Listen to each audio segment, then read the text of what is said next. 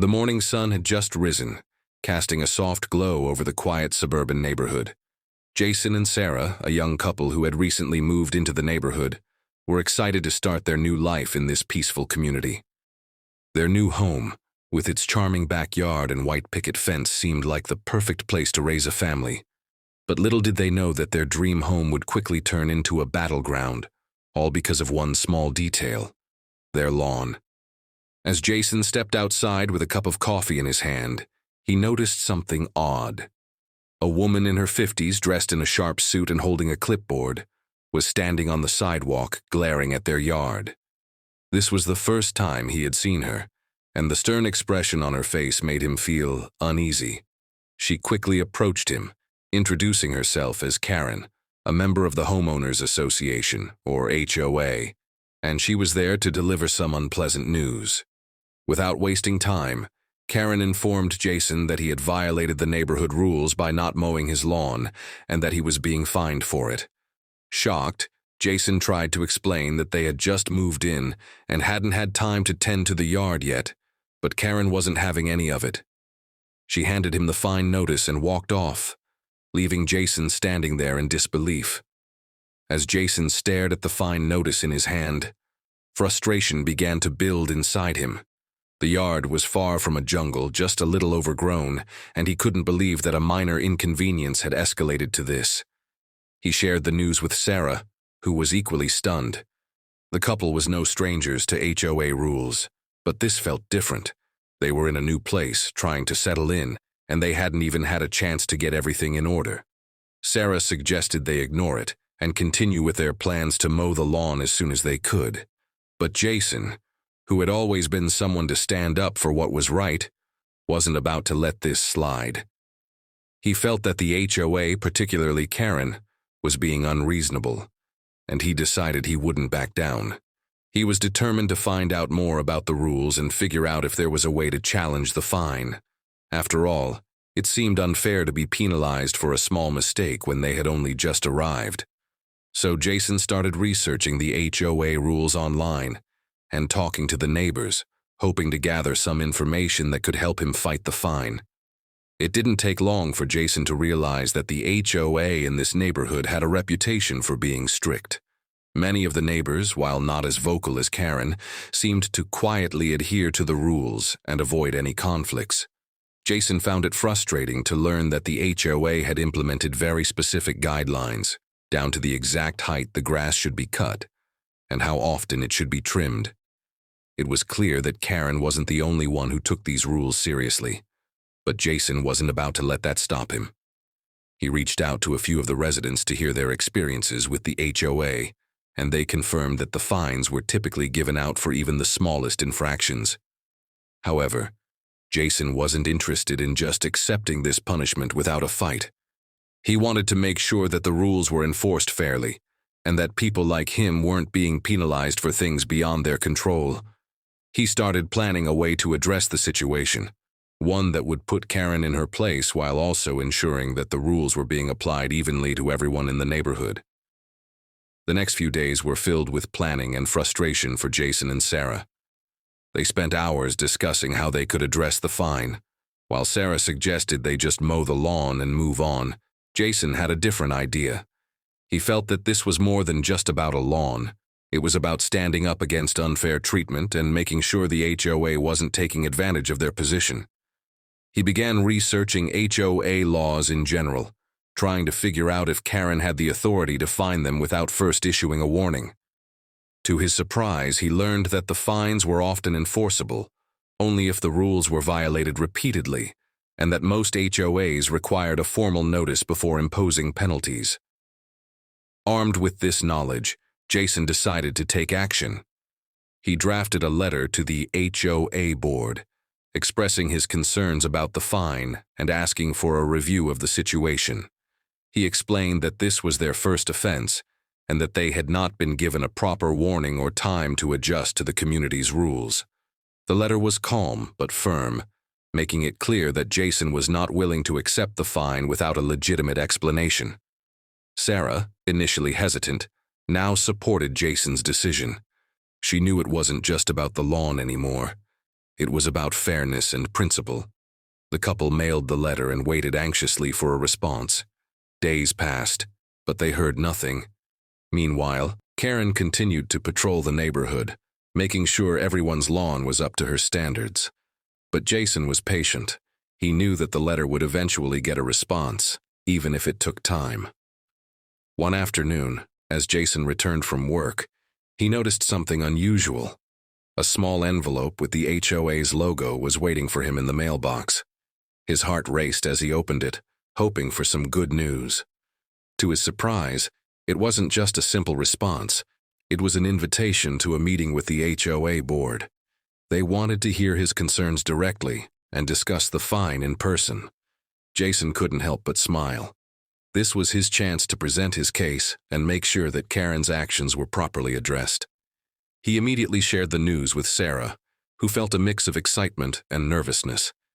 They had no idea what the outcome of the meeting would be, but they were ready to stand their ground. The day of the meeting arrived, and Jason and Sarah entered the HOA office with a sense of determination. The board members were seated at a large table, and Karen, as expected, was present, her arms crossed and a stern look on her face. Jason remained calm, even as he noticed Karen's cold stare. He began by explaining his perspective, emphasizing that they had recently moved in and hadn't had the chance to maintain the yard properly. He pointed out that they were not repeat offenders and had no prior issues with the HOA. He asked why they had been given a fine without any warning and why Karen had been so quick to penalize them. As he spoke, he noticed that some of the board members were nodding in agreement, while Karen seemed to become more defensive. It was clear that she wasn't prepared for the couple to challenge her authority. Jason then addressed the issue of fairness, suggesting that the HOA rules be applied more consistently and that fines be issued with a fair warning system. He proposed that first-time offenders should be given a grace period to fix any issues before facing any penalties. The board members listened attentively, and after Jason finished, they began discussing his points. The tension in the room was palpable, but Jason remained confident. He had done his homework, and he knew he was right. Karen, on the other hand, sat in silence, clearly frustrated by the turn of events. She had expected the couple to back down, but they weren't going to give up without a fight. The meeting continued, and Jason's voice remained steady as he responded to the board members' questions. He answered each one thoughtfully, offering solutions to ensure that the community would function smoothly without unnecessary fines or conflicts.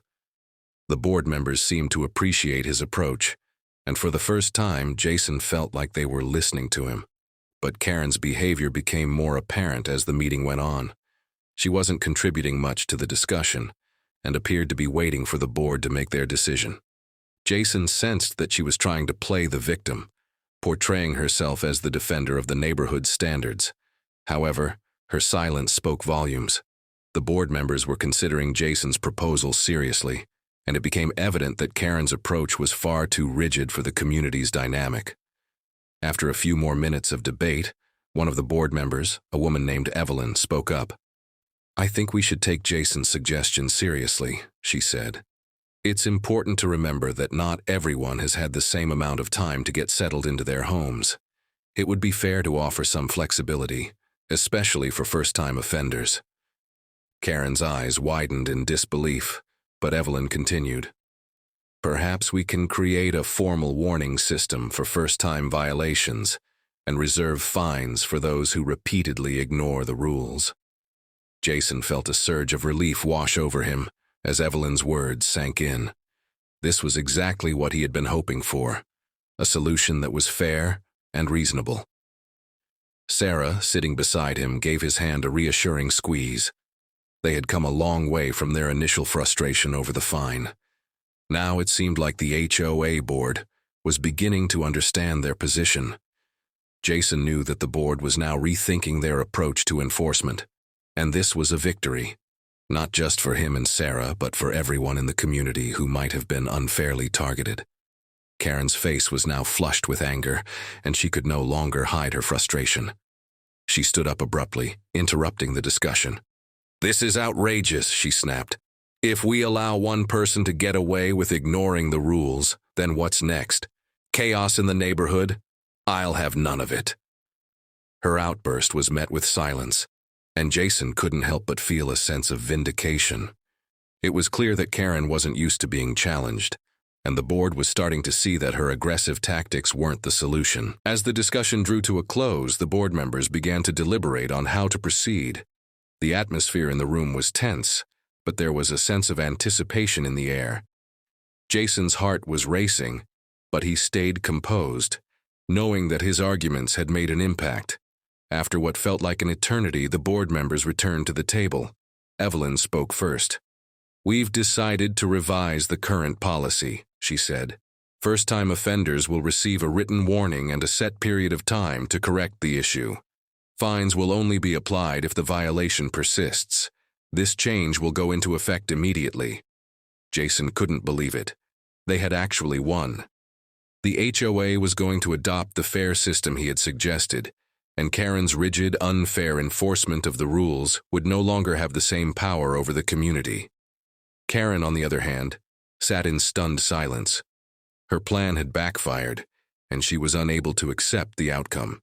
As the meeting concluded, Jason and Sarah exchanged a smile, knowing that they had done more than just save themselves from a fine. They had made a lasting change in the community's approach to fairness and accountability. The following week, Jason and Sarah felt a renewed sense of peace in their home. The air around them seemed lighter, and the tension that had clouded their days was gone. It wasn't just about the fine anymore. It was about standing up for fairness, for creating a community where everyone's voice mattered. Their neighbors, many of whom had been watching the meeting unfold, approached them with gratitude and support. Some even expressed their admiration for how Jason had handled the situation, remaining calm and reasonable in the face of Karen's aggression. Sarah was particularly moved by the positive responses. People who had once kept their distance were now reaching out, eager to show that they were on the same side. The sense of camaraderie in the neighborhood had grown in ways that neither Jason nor Sarah had anticipated. It was as if the incident had brought everyone closer together, reminding them that they were all in this community together, facing similar challenges. The weeks that followed saw the changes taking effect. The revised policy went into full force, and the board began issuing warnings as promised, giving new residents and those with minor violations a chance to correct their mistakes. Jason and Sarah watched as their neighbors, who had once been too afraid to challenge the HOA's rules, now felt empowered to voice their concerns. The community seemed to be evolving, becoming more inclusive and understanding. It wasn't perfect, but it was a significant improvement. Jason found himself more involved in local matters, attending HOA meetings, and making sure that fairness continued to be a priority. He began collaborating with other residents to make further changes, pushing for a more community-driven approach. The story of how they had outsmarted Karen had become a kind of inspiration for others, a symbol of what could be achieved when people stood together and didn't back down from what was right. As for Karen, she didn't take the defeat lightly. She remained vocal at HOA meetings, but her influence had started to wane. People were no longer afraid to speak up when they disagreed with her. She found herself increasingly isolated, her authority slowly eroding as more and more residents rallied behind the new policies. Her attempts to regain control only made her look more out of touch with the needs of the community. Jason and Sarah were aware of her continued bitterness, but they refused to let it detract from the progress they had made. They had come to realize that this wasn't just about winning a battle against one individual. It was about creating a healthier, more open environment for everyone. As the months went by, the neighborhood began to feel more like home, and Jason and Sarah found themselves grateful for the unexpected journey that had brought them to this point. In the end, Jason and Sarah's determination to stand up for fairness had not only changed their own lives, but it also made a lasting impact on their community. What started as a confrontation over a simple lawn care fine had evolved into a movement that brought neighbors together, encouraged open dialogue, and ensured that everyone's voice mattered. The HOA, once a source of fear and frustration, became a place for collaboration and understanding. Jason and Sarah learned that standing up for what's right often requires courage and persistence, but the rewards are well worth the effort. The story serves as a powerful reminder that change begins with individuals who are willing to speak up and challenge the status quo, no matter how difficult it may seem. Thank you for watching.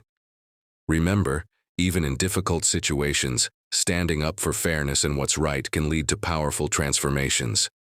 Let this story inspire you to always speak out.